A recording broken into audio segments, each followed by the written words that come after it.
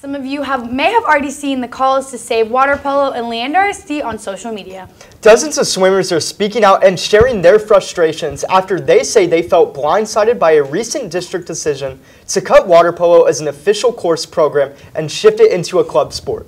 After a swimmer reached out to us, we followed up on their story tip and spoke to district officials to set the record straight. CPHS News investigates. The history of water polo is back in 2019, UIL decided to pilot program whether or not water polo should be a competitive sport.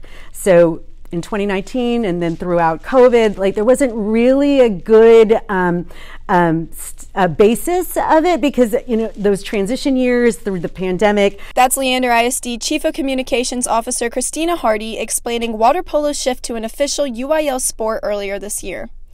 This season at Cedar Park, the girls team claimed the district title while the boys team took second in district. CPHS water polo player Trevor Von Wupperfield says he's hopeful to have a chance to do even better next season. I know everybody enjoyed themselves a lot, and we felt pretty successful. We beat some out-of-district teams. We weren't able to play a lot of games, which made us a little sad, but it was a very good season, I'd say.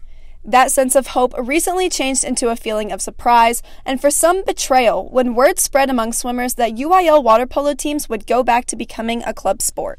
I believe it was January 13th, and it was really just kind of out of nowhere for us. We had a meeting with Coach Q and Coach Jensky. They said going forward that we would not participate as a UIL sport and that we would be allowed to return to a high school club sport.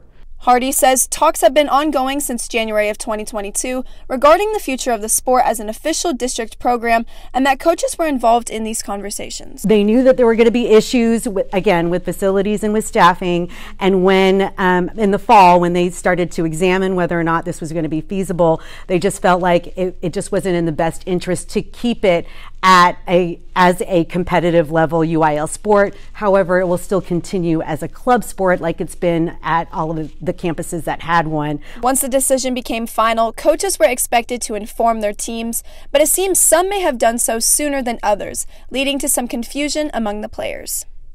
As we realized that this situation was escalating to the point where there was a lot of rumors and there was a lot of things that were not necessarily true, or just a lot of confusion around the decision and the sport in general. I think that we were relying on the person-to-person communication a lot more than we were feeling like we needed to come out with a statement. Really relying on those relationships to help communicate it.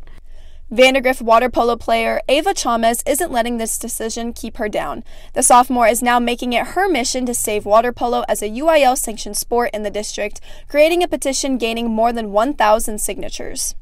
Given that we weren't actually told beforehand about this decision being made for it to be final, I know that there is a way to sway the board. Otherwise, this decision would not have been finalized before being released to everyone. CPHS's Trevor Von Wupperfield is also hopeful that the district's mind can be changed. I would say that the one thing the water polo team wants at this point is we'll take whatever coach, we'll take whatever facilities, we'll run our own practices. We've already been running our own practices for the last 7 years for the most part. We just want our sport back. We'll compete. And all we need is just you to say, or for the district to say, give us the go-ahead, and we'll figure it out. Now, to be clear, water polo isn't being cut altogether and will again shift back to a club sport as opposed to an official district program.